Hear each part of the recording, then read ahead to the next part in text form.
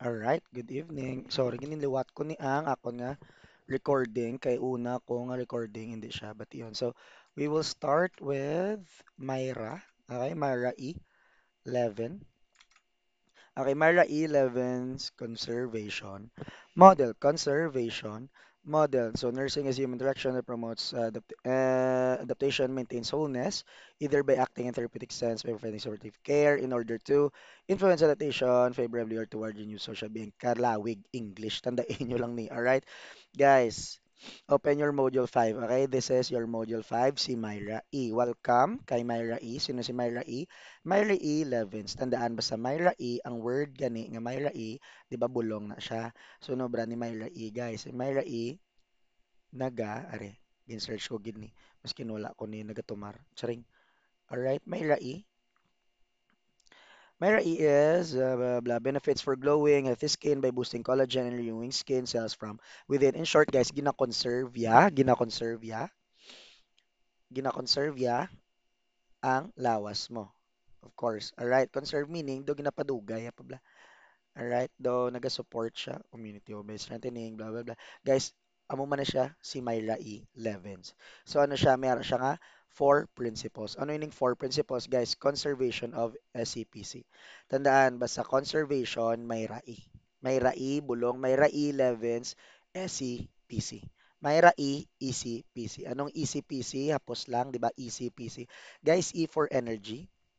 C is I for structural integrity. P is for personal integrity. And last nga C is your social integrity. Ano ini? Una nga conservation. Conservation nga una, it's your energy. Energy nga all physiologic and psychological processes that sustain life depend on the body's energy balance. So conservation of energy adjusting to life in the nursing home, improving nutritional status, balancing resident activity. In short, guys, wala mo ginapakapoy si patient. The nurse helps the patient save physical energy. Alright?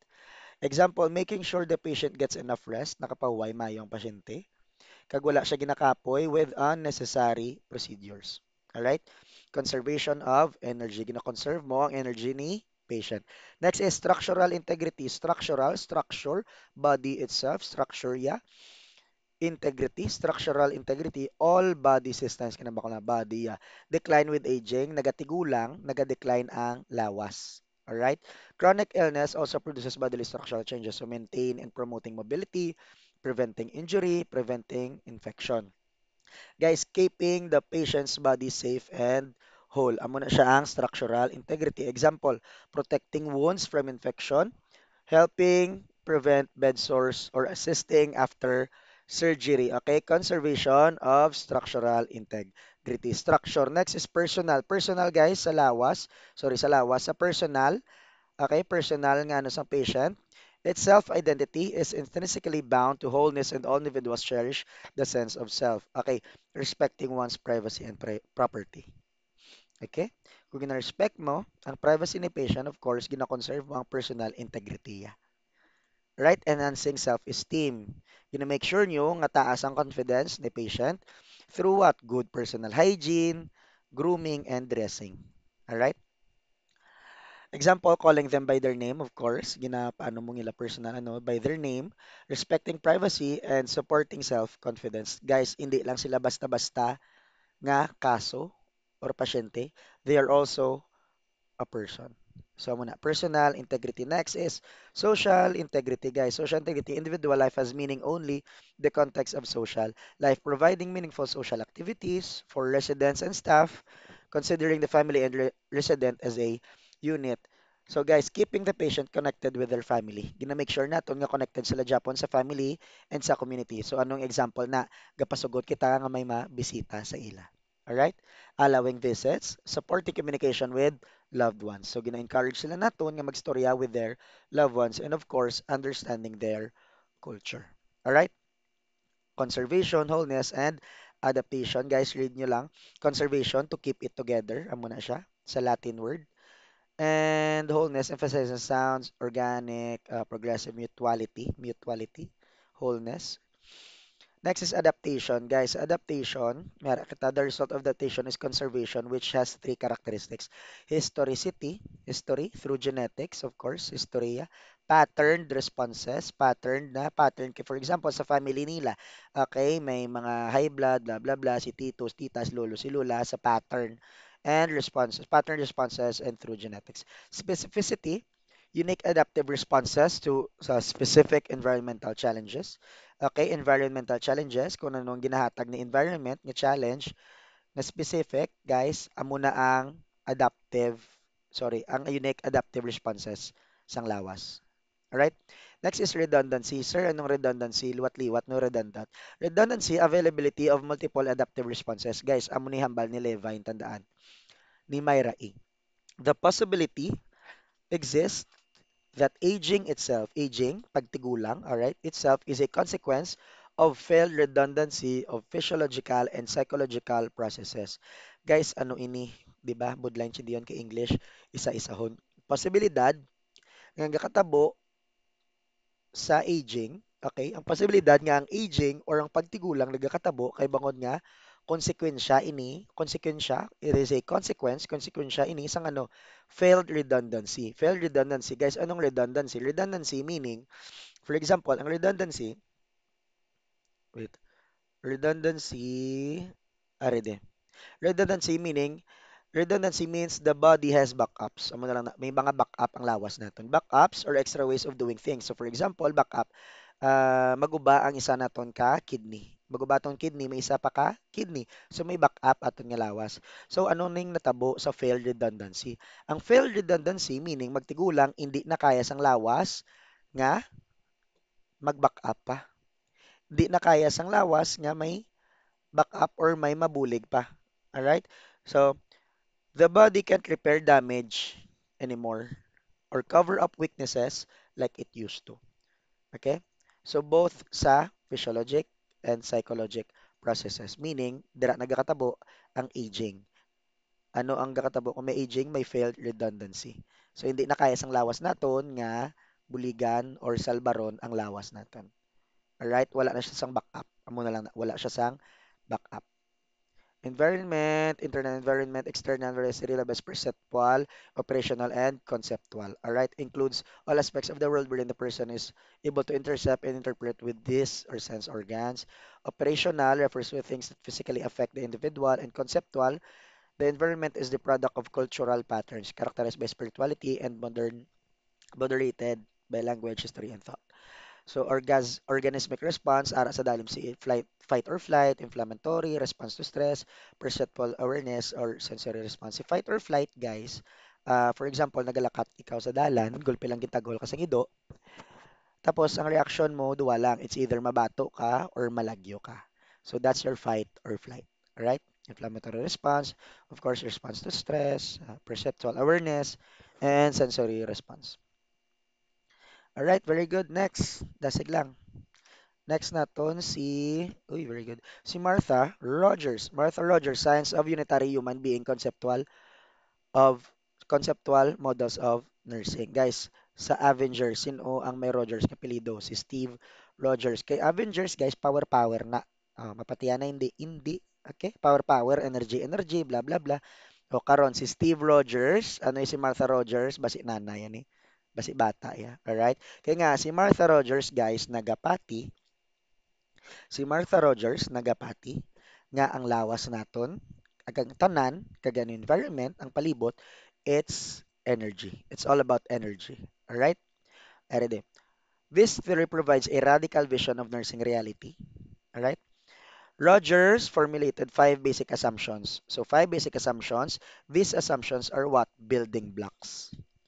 These are building blocks. Ang tawag, building blocks. So, ang building blocks nga na, alright, according to Rogers, a person is divisible whole, blah, blah. Ang ina, may four critical elements. Ang four critical elements, guys, energy fields. Di ba? Energy, power. Energy fields, meaning a person or every person is like an invisible energy bubble. Energy bubble. The bubbles, okay, energy bubble. The environment, nature, people, and surroundings also has its own energy. So, kita, ang iban nga tao, ang nature, kag ang environment, or ang surroundings, guys, may energy na sila. Alright? Next is your pattern. Openness. Open system, openness. Okay, di na to. Energy fields, ari na lang. Fundamental unit of the living and the non-living. Guys, open system or openness. Open system or openness, ari siya. Describe the open nature of the fields, the preferred terminology that there is a continuous process without the mention of energy or matter. In short, guys, open system, example, ang energy nimo sa balay nyo, for example, where may ka-stress sa balay, kapoy ka, may gaaway, may gabais, and everything, blah, blah, blah. Guys, ang energy nga na, madala mo na siya sa school. Madala mo na siya sa ubrahan. That's why ang importante, nga kung ano man ang energy sa balay nyo, ibilin nyo na siya. Kaya nga, open system na siya. Openness. Wala ako nagambal. Ang nagambal di si Martha Rogers. Kaya nga, ang energy nga sa balay nyo, pwede madala pakadto sa school, and of course, pakadto sa work. So, ang stress mo dito, madala mo ang stress mo sa diri. Okay? Because it's an open system. Continuous process. Amo na siya. Alright, next is pattern. Pattern, ginamba ko na kagina. Pattern. Each person has a unique pattern. Pattern like what? Fingerprint, okay, personality, health, and lifestyle. Okay, fingerprint of personality, okay, health and lifestyle. So, may kanya-kanya ka mga pattern, yung mga personality, alright. Nurses observe these patterns to understand the whole person, not just the illness. So, ginaintindi man sa mga nurse, kita nga mga nurse, ginaintindi naton ang pattern man sa whole person, hindi lang ang sakit. Pandimensionality, do ka namin isang term, no? Pandimensionality. Alright. Pandimensionality, guys, in short, ano lang na, nurses see the whole person. Sorry. There is no limit to time and space in human environment interaction. So, wala siya limit kung ano man ang energy ang ma-share kag ang ma-absorb naton. Alright? Example na, ang past experiences naton sang una, subong. Alright? Guys, may factor na siya and naga-influence sa health nimo. Meaning, wala siya untat ang influence, wala untat ang factor, sorry, ang paghatag sang influence, sang energy sa environment, alright, sa balay, or kung sa diin man guys, kag naga-influence sa future. Alright? So, kung ano man ang ginapasulod mo sa kabuhi mo, alright, ano man ang ginapasugtan mo, bla, nga mag-affect sa imo, sa balay man, sa school, or sa ubra, guys, those are all energy. Alright? Ang vibe na bla kung sa aton vibe, so ang pasugot kaya nga puro lang negative vibes, puro lang muni, puro lang muna, puro lang pang bata-bata and everything, guys, energy na siya. Kaya nga may open system kita, open system siya, gakaapektuhan ikaw. Alright, nagaapektuhan yung mga pattern. And ang pattern mo na, madala mo na siya not only sa past, future, past, present, but of course, madala mo na siya sa future. Kay pan-dimensionality tawag da. Alright? It is a non-linear domain without spatial, space, without space, ang mga ba, spatial, or temporal attitudes. It describes an infinite domain without limits. In short, is a unitary whole. Theory assertions, blah. Rogers viewed the person as an open system in constant process with the open system of the environment. So environment, open system. She added that the man is a unified whole, possessing his own integrity and manifesting characteristics more than and different from the sum of his parts. So tandaan si Martha Rogers, unitary human being conceptual models of nursing. So meaning human as a unit, unitary human being conceptual models of nursing. Nurses should see the whole person. So, mo unit, whole unit. Alright? So, nurses, makita dapat ang whole person ni patient, not only ang lawas ng physical, but of course, the mind, the body, the spirit, the environment. Alright? Not just a disease. Okay. Ari, in short, guys, Martha Rogers' theory says that people are energy fields, ginama ko na gina, always connected with their environment. Of course, always connected with their environment. Nursing should focus on the whole person, their unique patterns, and how they interact with the world around them. That's it.